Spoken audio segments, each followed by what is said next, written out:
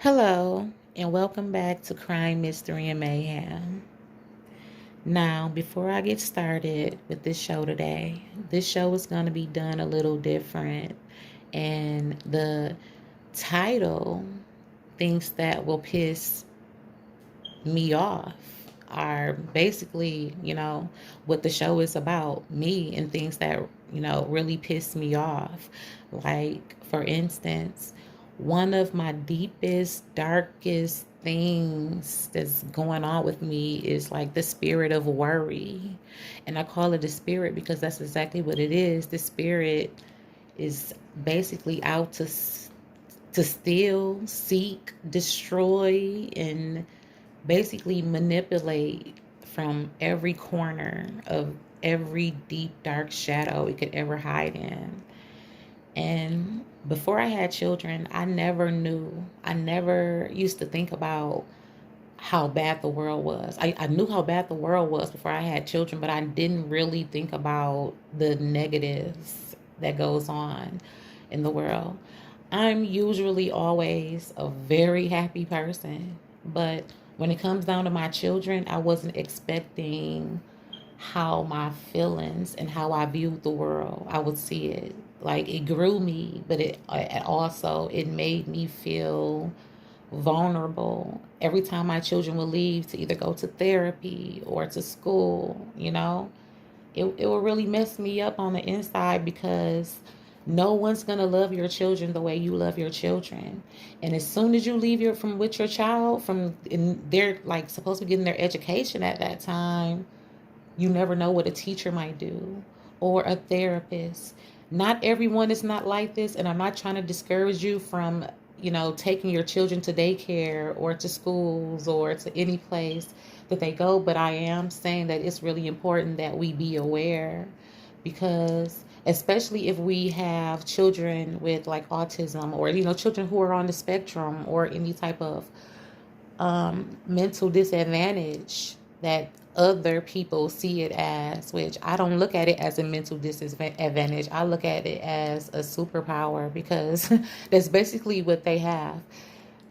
Anyone who's on the spectrum, it doesn't mean that there's anything wrong with them. They love different. They just have to learn different. And it's up to us. That's one of the biggest tests that God could ever give us, you know, and that's helping out another. It's not an easy ball game. Trust me, I know. My 6-year-old daughter, she has autism and epilepsy. But it's okay. It doesn't make me love her any less. It makes me just love on her so much more. And believe it or not, she teaches me. But this is one of the reasons why come I wanted to do this story today. At the end of this show, I have some news clips that I want you guys to check out. And yeah, like I said, these are the things that piss me off. And yes, they will piss you off too as well. So viewer discretion is advised because like I always say, this is the Crime, Mystery, and Mayhem channel. And you will be pissed off by the end of this show. Like and subscribe. And thanks for tuning in.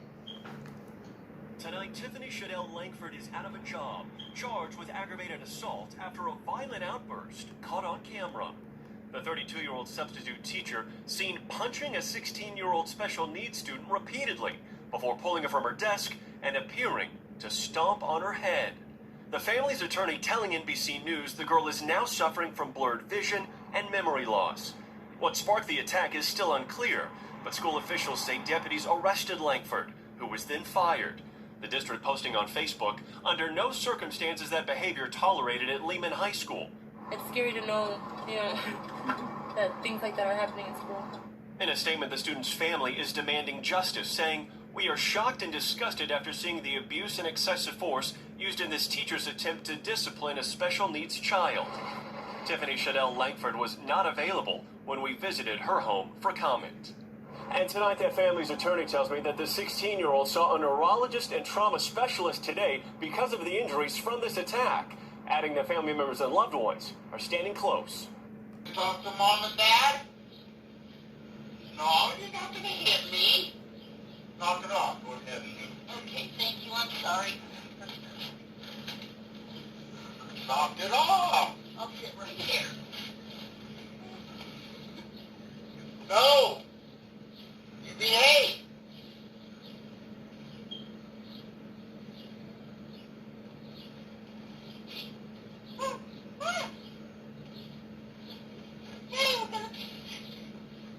You behave. I'm sick to your knee. No, you're not going to do that. Not on my box. Then you behave. You behave? You behave? Huh? Will you behave? Huh? I need a yes out of you.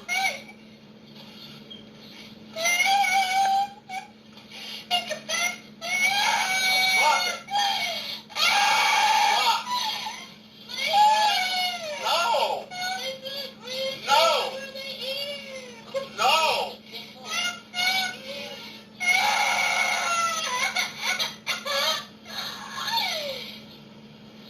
I'll let you go when you give me a yes, you'll behave.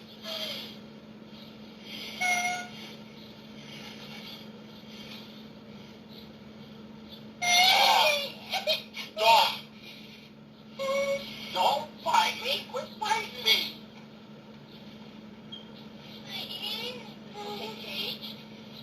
Relax. That's enough. Now let go. And you behave. Sit still in your seat.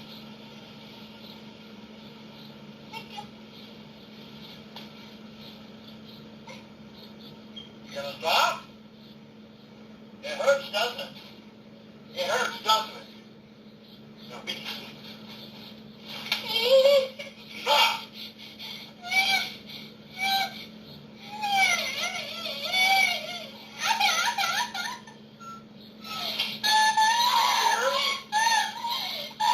I'm a bus driver, and I won't let you do that on my bus. Stop. Once we get this down, then you'll be okay.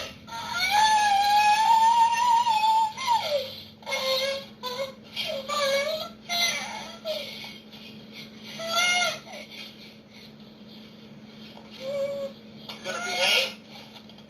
Now sit up in your seat and behave. Now sit still.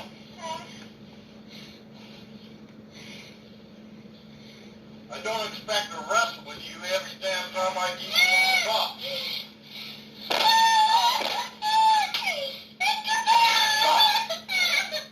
Break my window, you're gonna have to pay for it.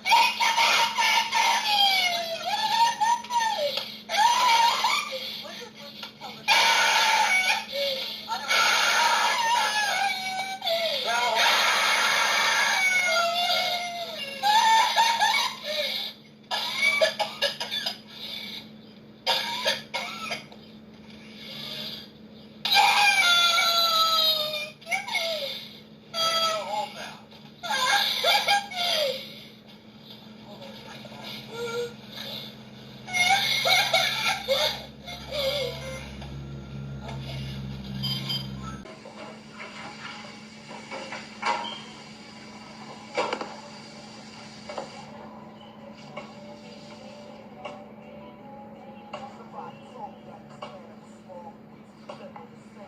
Mom.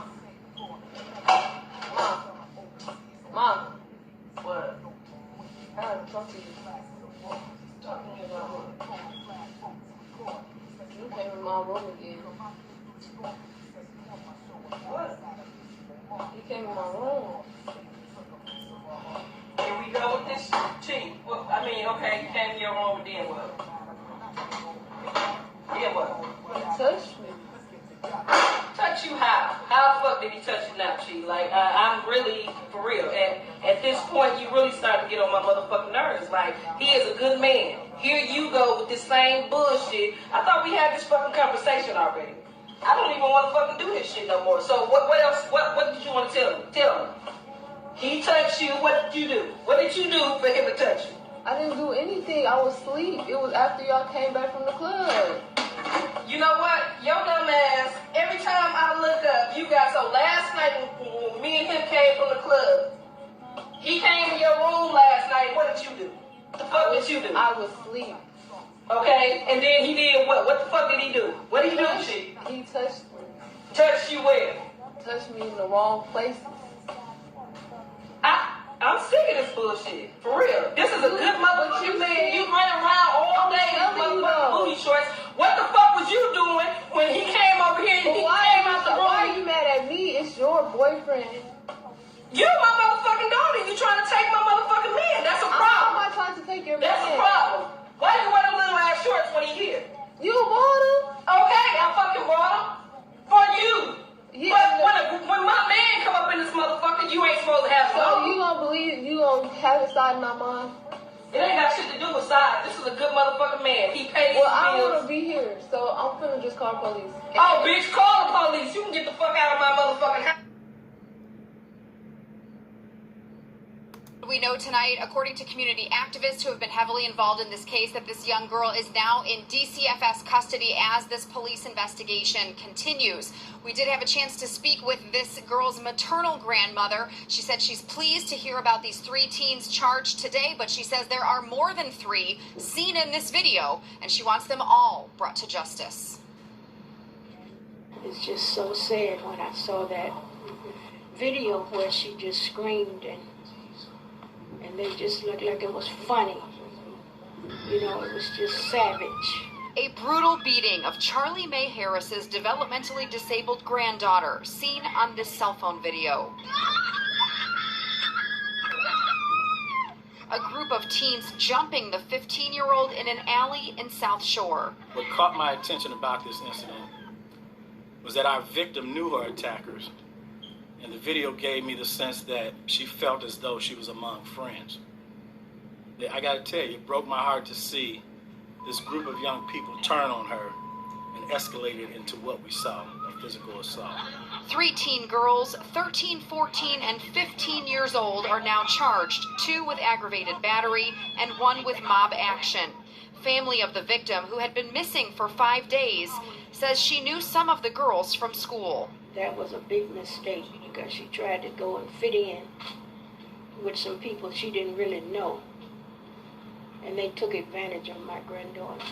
In their interviews, the detectives learned that the victim met several juveniles who she thought were her friends. These girls then taught her how to flash gang signs, and as this was occurring, a beating began, which was captured on video. The investigation is ongoing. Police looking into a potential sexual assault that may have taken place before the video was posted on July 22nd. I just want justice for my granddaughter.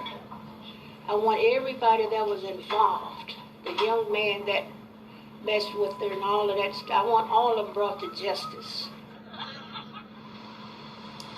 Now, police are still looking into why this 15-year-old girl was missing for 5 days. We know that she was living with her father and paternal grandmother. We believe that is why she is in DCF custody right now as they're trying to sort this all out. We do know that this girl's mother died 2 years ago.